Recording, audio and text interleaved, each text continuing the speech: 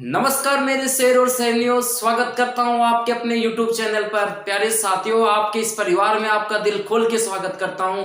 प्यारे बच्चों, आज हम एक नया टॉपिक द्विघात समीकरण की बात करेंगे। प्यारे साथियों, आइए द्विघात समीकरण के बारे में हम जानते हैं। तो सबसे पहले साथियों हम बात करेंगे द्विघात समीकरण का बेसिक। प्यारे बच्चों, आपने पढ़ा होगा द्विघात समीकरण।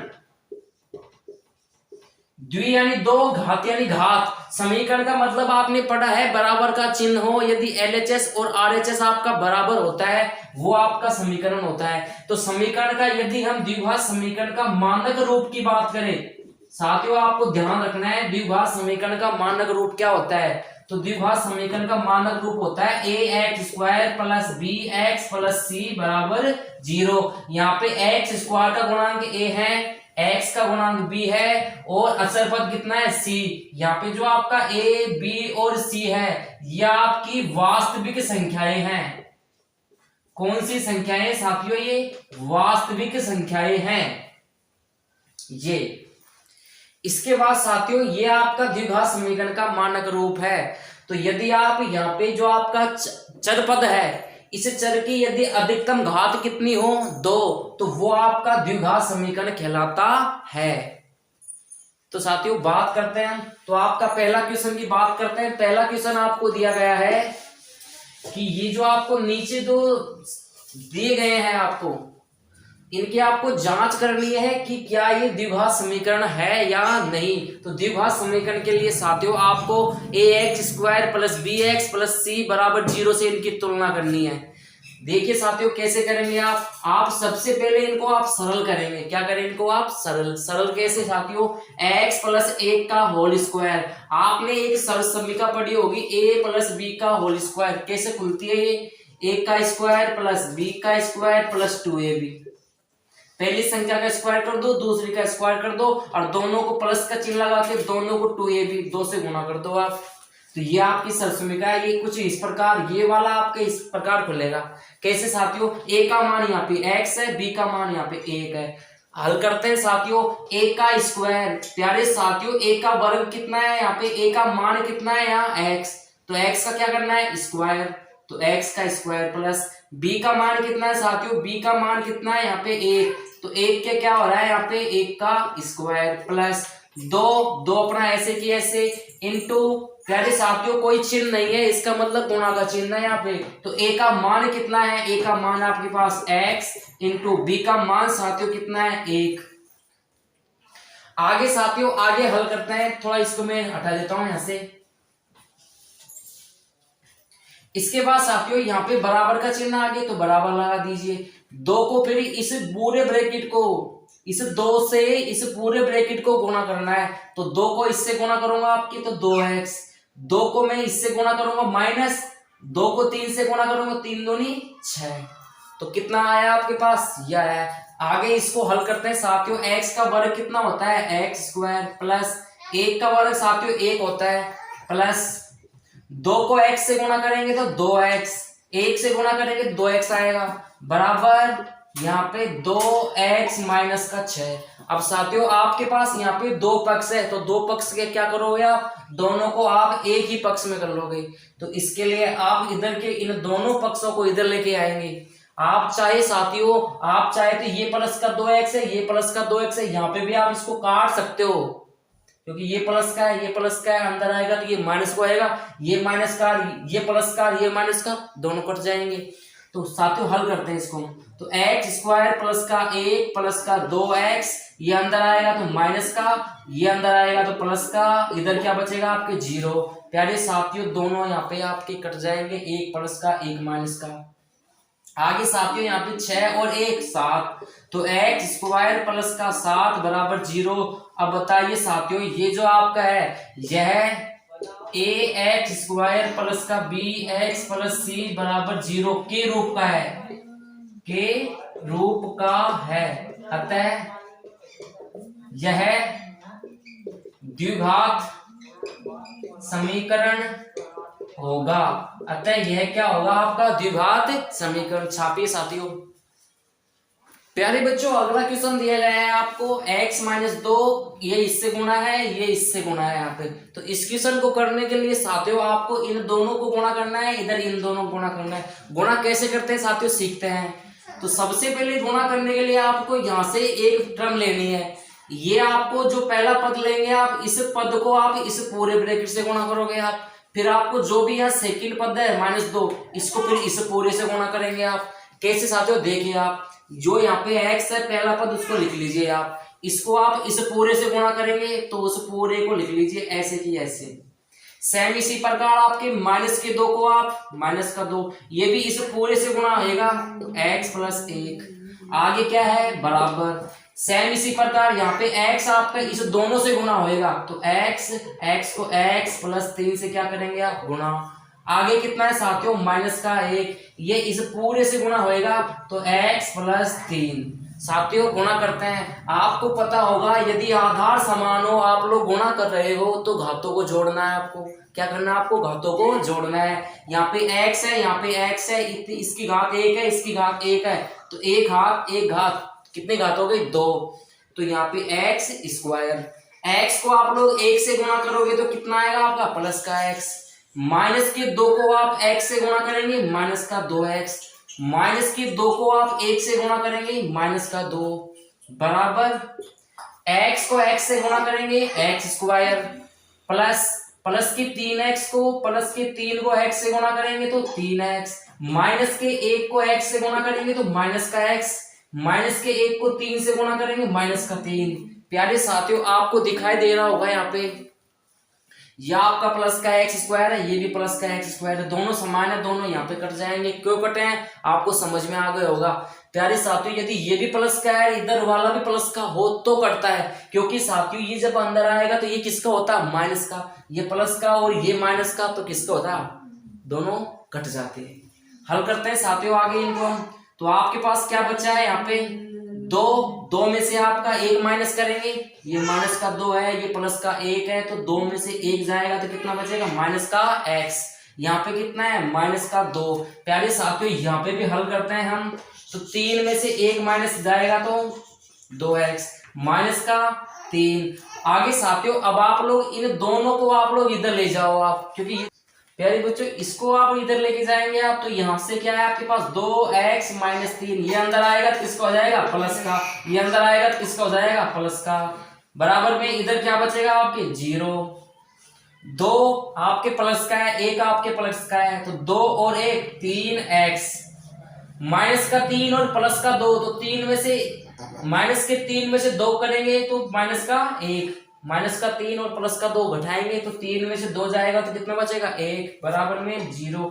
तो बताइए साथियों ये अपना ax² + bx + c बराबर 0 के रूप का नहीं है, रूप का नहीं है, अतः यह आपका द्विघात समीकरण नहीं होगा। अगले क्वेश्चन की बात करते हैं, नोट कर लो एक बार। प्यारे बच्चों अगला क्वेश्चन दिया गया है आपको x³ -4x² -x + 1 और x -2 का क्या है यहाँ पे होल क्यूब। तो इस क्वेश्चन को करने के लिए साथियों यहाँ पे आपको ये तो आपको सरल रूप में दिया गया है, लेकिन साथियों ये इसको आपको a - b का होल क्यूब, आपके पास एक सरल समीकरण होती है a - b का होल क्यूब, क्या होती है a का क्यूब -b का cube -3ab bracket a - b, यह आपकी सरल समीकरण होती है प्यारे साथियों। a का क्यूब -b का क्यूब -3ab ब्रैकेट में a - b। आपको कुछ इस प्रकार यहाँ पे a का मान आपके पास x है, a का मान कितना है x और b के स्थान पे कितना है साथियों 2। तो आपको साथियों यहाँ पे ये मान रखते हुए जाने, ये x a के स्थान पे x रखना है, b के स्थान पे 2 रखना है साथियों। हल करते हैं साथियों, तो इस वाले को आपको सेम ऐसे कैसे दिखना है -4x² -x + 1 बराबर x -2 का होल क्यूब कुछ इस प्रकार खुलेगा। तो a का क्यूब, a का मान कितना है साथियों x, तो x का क्यूब माइनस तो माइनस, b का क्यूब, b कितना है साथियों 2, तो 2 का क्यूब -3 किससे गुणा हो रहा है साथियों a से, a का मान कितना है x इंटू किससे गुना हो रहा है, बी का मान कितना है साथियों 2, ब्रैकेट है तो ब्रैकेट लगा लो, ए का मान कितना है साथियों x, माइनस बी का मान कितना है 2। अब साथियों इसको आपको ऐसे कैसे लिखना है, यहाँ पे इसको हल करेंगे। हल कैसे करेंगे, देखो साथियों, एक्स क्यूब माइनस का 4x square minus x plus 1 बराबर एक्स क्यूब माइनस 2 का क्यूब कितना होता है, 2 दूनी 4, 4 दूनी 8, ठीक है साथियों। माइनस का 3 दूनी 6, 6 को x से करेंगे तो माइनस का 6x, इसको इससे पूरे क्या, इसे 6x को आपको इसे पूरे ब्रैकेट से गुणा करना है साथियों। तो इसे पूरे ब्रैकेट से गुणा करेंगे साथियों, तो x क्यूब माइनस का 4x स्क्वायर माइनस का x प्लस 1 बराबर यहाँ पे x क्यूब माइनस का 8 माइनस का 6x को इससे गुणा करेंगे तो 6 से कैसे, x को x से करेंगे तो x स्क्वायर, माइनस के 6x को माइनस के 2 से गुणा करेंगे, माइनस माइनस प्लस 6 को 2 से गुणा करेंगे तो 12 और x अपना ऐसे की ऐसे। अब आप लोग साथियों देखें यहाँ पे ये x क्यूब प्लस का है, ये भी प्लस का है, ये जब अंदर आएगा तो किसका हो जाएगा माइनस का, तो दोनों कट जाएंगे, तो मैं यहीं पे काट रहा हूँ और आपका कोई ऐसा पद नहीं है जो समान हो। अब आप लोग क्या कीजिए साथियों, अब आप लोगों को इस पूरे पदों को आप लोग इधर लेके आ जाइए। तो यहाँ पे क्या दिया गया है, माइनस का 4x स्क्वायर माइनस का x प्लस का 1, ये अंदर आएगा साथियों किसका हो जाएगा प्लस का, ये अंदर आएगा तो किसका हो जाएगा प्लस का, ये अंदर आएगा तो किसका हो जाएगा माइनस का, बराबर इधर क्या बचेगा आपके 0। साथियों जो आपका समान समान है उसको हम जोड़ेंगे और घटाएंगे। तो साथियों ये और ये दोनों समान है क्योंकि x स्क्वायर है, ये भी आपका x स्क्वायर है, ये प्लस का 6 ये माइनस का 4, 6 में से 4 जाएगा तो कितना बचेगा आपके पास 2x स्क्वायर। यहाँ पे साथियों ये आपका x है, यहाँ पे ये आपका x है, तो ये माइनस का 12 ये माइनस का 1, माइनस माइनस की संख्या जुड़ती है लेकिन चिन्ह माइनस का आता है, तो 12 और 1 माइनस के 13 और x ऐसे की ऐसे। आगे साथियों 8 और 1 9 किसका प्लस का बराबर 0। तो साथियों ये आपका ax स्क्वायर प्लस का bx प्लस c बराबर 0 के रूप का है, के रूप का है। अतः यह क्या होगा आपका द्विघात समीकरण। प्यारे साथियों उतारेगा इसको आप। प्यारे बच्चों अगला आपका क्वेश्चन नंबर 2 दिया गया है कि ये जो आपको समस्याएं दी गई है इनको आपको द्विघात समीकरण के रूप में निरूपित करना है, केवल इनका द्विघात समीकरण बनाना है। तो इस प्रकार के क्वेश्चन को करने के लिए आपको सबसे पहले देखिए साथियों क्वेश्चन को पढ़ते हैं हम कि एक आयताकार भूखंड का आपको क्षेत्रफल दिया गया है। साथियों आयत का जो क्षेत्रफल होता है वो होता है लंबाई गुणा चौड़ाई। तो यहाँ पे आपको लंबाई और चौड़ाई फाइंड करनी है। तो उसके लिए आपको क्या शर्त दी है, आपको दिया है कि जो क्षेत्र की जो लंबाई है ना आपकी लंबाई वो चौड़ाई के 2 गुने से 1 अधिक है। तो हमें भूखंड की लंबाई और चौड़ाई ज्ञात करनी है, इसका आपको द्विघात समीकरण निरूपित करना है। तो साथियों इस प्रकार के क्वेश्चन को कैसे करेंगे आप जरा आप लोग ध्यान से समझिएगा आप लोग कि यहाँ पे आपको लंबाई और चौड़ाई ज्ञात करनी है। तो आपको जो शर्त दी है जरा उसको ध्यान से पढ़ो आप कि जो क्षेत्र की जो लंबाई है ना, लंबाई जो उसकी लंबाई है वह चौड़ाई के मतलब चौड़ाई को किसको चौड़ाई को काके की किसके लिए आता है गुणा के लिए। चौड़ाई को जो लंबाई है ना लंबाई का बात कर रहा है तो लंबाई बराबर चौड़ाई के काके की मतलब गुणा दोगुने मतलब 2 गुने से 1 अधिक मतलब 1 ज्यादा है प्लस 1 कर दो आप। यदि आप लोग चौड़ाई को आप लोग x मान लो, चौड़ाई को क्या मान लो आप x, तो यहाँ पे आपका 2x प्लस 1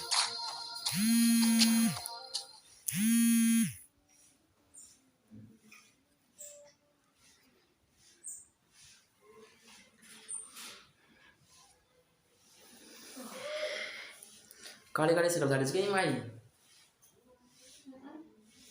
प्यारे बच्चों इस प्रकार के क्वेश्चन को किस प्रकार हल करेंगे हम, तो आपको यहाँ पे आपको ये दिया गया है साथियों की क्षेत्र की जो लंबाई है ना आपकी लंबाई की बात कर रहे हैं, तो लंबाई बराबर वो चौड़ाई के दुगने से मतलब चौड़ाई को यदि हम किससे गुणा कर दे 2 से गुणा कर दे और दुगने से एक अधिक है, मतलब एक और ज्यादा है, तो चौड़ाई को यदि आप 2 से गुणा करके उसमें एक जोड़ते हो तो वो किसके बराबर आता है, लंबाई के। इसका मतलब आप चौड़ाई को क्या मान लेंगे यहाँ पे x। यदि आप चौड़ाई को x मान लेते हो तो लंबाई क्या निकल के आएगी, 2x + 1। तो यहाँ पे आप क्या मानेंगे साथियों, यहाँ पे मानेंगे आप चौड़ाई को x। तो माना भूखंड की चौड़ाई क्या है, x मीटर है। कितनी है आपकी, x मीटर। तो यहाँ पे लंबाई कितनी हो जाएगी फिर साथियों, तो आपकी जो लंबाई है वो लंबाई कितनी हो जाएगी, तो लंबाई बराबर चौड़ाई कितनी है आपकी, x, इसकी दुगने से मतलब 2 से गुणा करना है, एक अधिक है मतलब एक और जोड़ना है। तो साथियों भूखंड की चौड़ाई आ गई आपके पास x, भूखंड की लंबाई आ गई आपके पास 2x + 1। यहाँ पे आपको क्या दिया गया है, आयताकार भूखंड का क्षेत्रफल। तो आप जानते हो साथियों आयताकार भूखंड का क्षेत्रफल वो क्या होता है, लंबाई इंटू चौड़ाई। क्या होता है, लंबाई इंटू चौड़ाई। तो साथियों आपको भूखंड का क्षेत्रफल कितना दिया है ऑलरेडी, 528, अर्थात लंबाई इंटू चौड़ाई का आपको जो मान दिया गया है वो कितना दिया है, 528।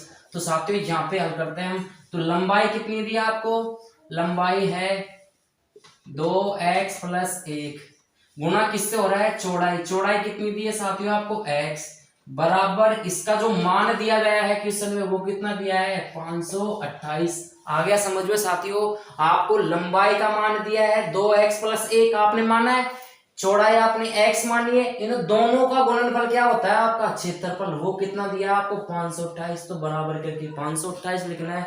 अब साथियों यहाँ इसे x को इन दोनों से गुणा करना है, तो x को 2x से गुणा करूंगा तो 2x² प्लस x को 1 से गुणा करूंगा x, या आपका अंदर आएगा साथियों किसका हो जाएगा, ये माइनस का। तो यहाँ पे जो आपका ये निकल गया है बराबर, इधर क्या बचेगा आपके 0, या आपके पास क्या निकल गया है, द्विघात समीकरण। तो इस प्रकार आप हल कर सकते हो। नेक्स्ट क्वेश्चन आपको दिया गया है कि दो क्रमागत मतलब एक के बाद एक धनात्मक पूर्णांक, आपको नेगेटिव मान नहीं लेने हैं, पूर्णांक लेने हैं आपको, उनका जो गुणनफल है, उनका जो गुणा है वो कितना दिया गया है, 306। तो हमको वो पूर्णांक ज्ञात करने हैं। प्यारे साथियों यदि आपसे क्रमागत धनात्मक पूर्णांकों की बात की जाए तो आप लोग धनात्मक पूर्णांक क्या लेते हो, हमेशा ध्यान रखना। धनात्मक पूर्णांक कुछ इस प्रकार चलते हैं, x + 1, x + 2, x + 3 ... ऐसे चलते होते हैं। तो आपको कितने लेने, केवल 2। तो यहाँ पे कौन कौन से लेंगे, माना 2 क्रमागत धनात्मक पूर्णांक क्या हो जाएंगे साथियों, x और x + 1, एक तो x हो जाएगा, एक आपका x + 1। आपको साथियों इन दोनों का क्या दिया गया है, 306 गुणनफल। तो इन दोनों का गुणनफल प्रश्नानुसार तो यहाँ पे इन दोनों का क्या दिया गया आपको, गुणनफल किनका, x का और x + 1 का, दोनों जो आपके पूर्णांक है उनका गुणनफल दिया है 306। तो यहाँ पे आपका पहला पूर्णांक x, दूसरा पूर्णांक आपका x + 1, दोनों का गुणनफल कितना दिया गया है, 306। अब साथियों आपको इसको इससे गुणा करेंगे तो x² प्लस x को 1 से गुणा करेंगे x, ये 306 आपका इधर आएगा तो किसका हो जाएगा, माइनस का, बराबर इधर क्या बचेगा आपके 0। तो यही आपके पास द्विघात समीकरण निकल के आ गया है। आशा करता हूँ साथियों आपको वीडियो आपको पसंद आ रहा होगा। यदि वीडियो पसंद आ रहा है तो एक बार लाइक कर दीजिए, उतारिए। अरे बच्चों नेक्स्ट आपको क्वेश्चन दिया गया है कि रोहन की माँ उससे 26 वर्ष बड़ी है। रोहन की माँ उससे 26 वर्ष बड़ी है तो उनकी आयु का गुणनफल अब से 3 वर्ष बाद मतलब 3 साल बाद कितना हो जाएगा, 360। तो हमें रोहन की वर्तमान आयु ज्ञात करनी है। प्यारे साथियों जिसकी आपको वर्तमान आयु ज्ञात करनी है उसको आप x मान लीजिए। तो यहाँ पे हम मान लेंगे सॉल्यूशन, माना रोहन की रोहन की वर्तमान आयु कितनी है साथियों? x वर्ष है। कितनी वर्ष है? x वर्ष है। तो साथियों रोहन की माँ की आयु कितनी होगी? तो रोहन की माँ की वर्तमान आयु तो रोहन की वर्तमान आयु साथियों कितनी होगी ये आपको पता है? आपको पता है जो रोहन की माँ है ना उससे कितनी साल बड़ी है? 26। तो रोहन की आयु कितनी है? x। इससे कितनी बड़ी है वो? 26। तो 26 बड़ी है तो इसमें कितना जोड़ देंगे आप? 26। तो रोहन की माँ की आयु कितनी हो जाएगी? x plus 26। अब आपसे क्वेश्चन ने कहा है कि उनकी आयु का जो गुणनफल है ना वो 360 हो जाएगा, लेकिन कब का? 3 वर्ष बाद। तो साथियों पहले हम बात करते हैं कि 3 साल बाद इनकी आयु कितनी होगी। तो जब भी आपसे क्वेश्चन कहता है 3 वर्ष बाद, तो साथियों आपको जोड़ना है, वहां पे क्या करना आपको? ऐड। तो 3 साल बाद वर्तमान आयु कितनी है? x। तो 3 साल बाद कितनी होगी? x plus 3। इसकी रोहन की माँ की कितनी होगी? x plus 26 plus 3। 26 प्लस 3। इनका जो गुणनफल है वो कितना दिया गया है आपको? बराबर 360। अब साथियों यहाँ पे 26 और 3 29। तो यहाँ पे x प्लस 3 बराबर x प्लस 29 बराबर कितना दिया गया है? 360। अब साथियों अब आप x को इन दोनों से गुणा कीजिए आप। तो x को इससे गुणा करूंगा तो x स्क्वायर, x को मैं 29 से गुणा करूंगा तो 29x प्लस 3 को x से गुणा करूंगा 3x प्लस 3 को आप 29 से गुणा करोगे आप 9 30 27 हासिल लागी 2 3 दूनी 6 2 8 बराबर कितना दिया गया है साथियों आपको? 360। 360 अंदर आएगा तो साथियों किसका हो जाएगा? ये माइनस का। तो यहाँ पे बचेगा आपका एक्स स्क्वायर, ये 29 और ये 3, 29 और 3 कितने हो गए साथियों आपके? 32x प्लस का कितना है? 87। ये आपका अंदर आएगा तो किसका हो जाएगा? माइनस का। बराबर इधर क्या बचेगा आपके? 0। 360 में से 87 माइनस करेंगे साथियों हम, तो एक्स स्क्वायर प्लस का 32x साथियों जो भी बचेगा वो माइनस के आएगा। तो यहाँ पे 10 में से 7 गया तो आपकी, तो 360 में से आप लोग साथियों 360 में से आप लोग कितना माइनस करोगे आप? 87। तो 10 में से यहाँ पे 7 गए तो 3, यहाँ पे कितना बचा? 15। 15 में से 8 गए तो आपकी बचेंगे 7। यहाँ पे कितना बचेगा? 273। कितना आएगा आपका? माइनस का 273 बराबर 0। यही आपका आंसर है साथियों। इस प्रकार आप हल कर सकते हो।